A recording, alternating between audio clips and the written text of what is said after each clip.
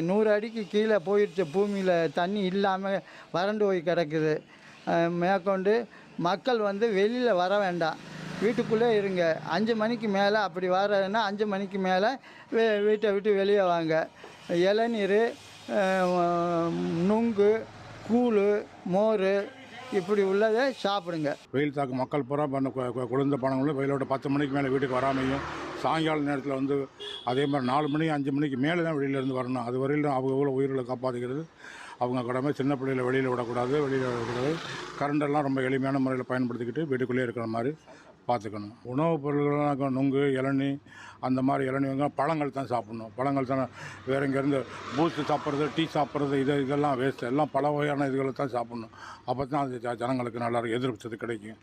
ஆமாம், நீர்ச்சத்து உள்ள பழங்கள் இளநீ, நுங்கு, தர்பூசணி, அந்த மாதிரி பழ வகைகளை அந்த மாதிரி சாப்பிட்டு ஜனங்கள் பழகணும். ஆடம்பரமான இது நாங்கள் பூஸ்ட் சாப்பிடுவோம், காஃபி சாப்பிடுவோம், டீ சாப்பிட்றோம்னா இந்த வெயிலுக்கு அதெல்லாம் ஒன்றும் பிரயோஜனமே கிடையாது.